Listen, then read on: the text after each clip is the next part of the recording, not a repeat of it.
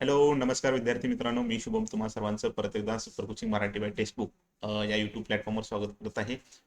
जसं की आज RRB ग्रुप डीचा या ठिकाणी पेपर झालेला आहे आणि ग्रुप डीच्या पेपरमध्ये कशा प्रकारचे या ठिकाणी क्वेश्चन आलेले आहेत, ठीक आहे. विद्यार्थ्यांशी डिस्कस केल्यानंतर आपल्यासमोर एक ॲनालिसिस भेटलेला आहे. ते डिटेल ॲनालिसिस तुमच्यासमोर मी या ठिकाणी ठेवत आहे.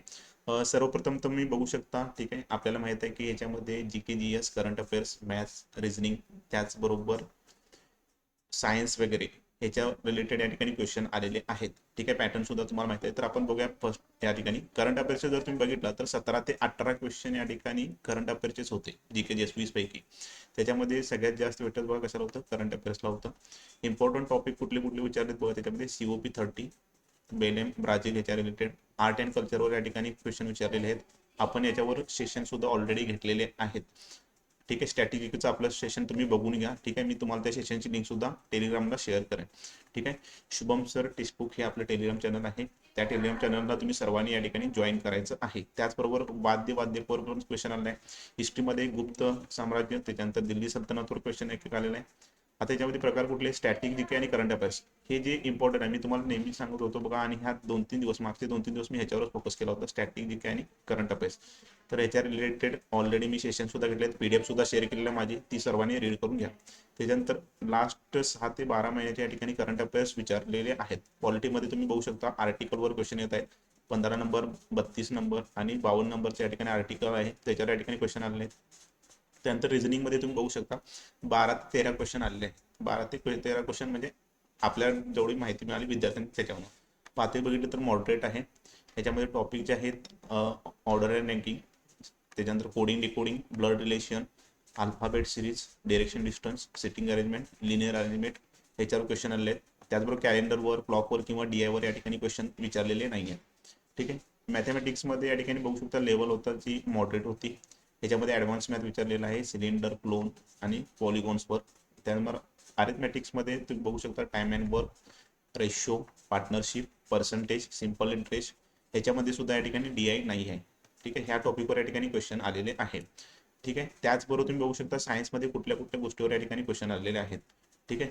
तर तुम्ही बघू शकता याच्यावर NCERT जे आपलं 6 to 10 स्टँडर्ड्स आहे त्याच्यामधले या ठिकाणी क्वेश्चन आलेले आहेत. Gravity, lenses, circular motion, electricity, Ohm's law, sound, SI unit ह्याच्यावर क्वेश्चन आले. त्याचबरोबर बायोलॉजीमध्ये DNA, blood, basic human system, cell fundamentals ह्याच्यावर क्वेश्चन आले. केमिस्ट्रीमध्ये reactivity series, metal, non metal, simple compound, basic chemistry properties ह्याच्यावर सुद्धा क्वेश्चन आलेले आहेत. त्याचनंतर न्यूमरिकलमध्ये बघा, सायन्समध्ये न्यूमरिकल सुद्धा क्वेश्चन विचारले. ते कशावर आहे तिकडे Ohm's law, electric basic numerical, formula आधारित या ठिकाणी सम फक्त ओव्हरऑल विचारले. ओव्हरऑल समरी जर तुम्ही बघितलं तर या ठिकाणी करंट अफेअर्सचे मोस्ट ऑफ क्वेश्चन विचारले जात आहेत. पॉलिटीवर या ठिकाणी क्वेश्चन आले. रिजनिंगमध्ये या ठिकाणी आता हा आपल्याकडे डेटा मिळाला त्याच्यानुसार आहे, बट एक्झॅक्ट तुम्हाला जसे क्वेश्चन आहेत त्यानुसारच क्वेश्चन असणार आहेत, ठीक आहे. जर ओव्हरऑल बघितला तर आपण जर जीकेचा फोकस करायचं म्हटलं तर तुम्हाला महत्त्वाचं आहे ते करंट अफेअर्स आणि स्ट्रॅटेजी, आणि ह्याच्या रिलेटेड ऑलरेडी आपण सेशन घेतलेलं आहे. ऑलरेडी आपण या ठिकाणी सेशन घेतलेलं आहे. तुम्ही पाहिजे तर यूट्यूबला जाऊन या ठिकाणी सेशन बघू शकता, ठीक आहे. बाकी ह्याच्या रिलेटेड जे आहे आज संध्याकाळी 8 वाजता आपण एक्सपेक्टेड क्वेश्चन घेणार आहोत. तर सर्वांनी जे नवीन आहेत त्यांनी चॅनलला सबस्क्राईब करून घ्या. ही PDF मी तुम्हाला शुभम सर टेक्स्टबुक हे आपलं टेलिग्राम चॅनल आहे, ठीक आहे. जस्ट 1 मिनिट मी तुम्हाला शो सुद्धा करतो टेलिग्राम चॅनल, जेणेकरून तुम्हाला ते इझी राहील. ओके, हे आपलं टेलिग्राम चॅनल आहे. सर्वांनी हे टेलिग्राम चॅनल या ठिकाणी जॉईन करायचं आहे, ठीक आहे. हे टेलिग्राम चॅनल सर्वांनी जॉईन करून घ्या. शुभम सर टेक्स्टबुक ह्याच्यावर मी ही PDF शेअर करणार आहे, ठीक आहे. आता जस्ट लागलीच, ठीक आहे. त्याचबरोबर हा QR कोड आहे, हा QR कोड स्कॅन करून तुम्ही हे टेलिग्राम चॅनल जॉईन करू शकता. या टेलिग्राम चॅनलवर मी ही PDF शेअर करत आहे.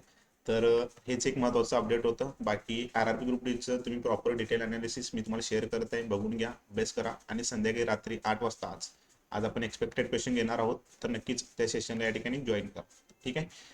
तर हेच एक महत्त्वाचं अपडेट होतं. Thank you so much guys. बाकी परत एकदा तुम्ही पाहिजे तर क्वेश्चन बघून घ्या, ठीक आहे.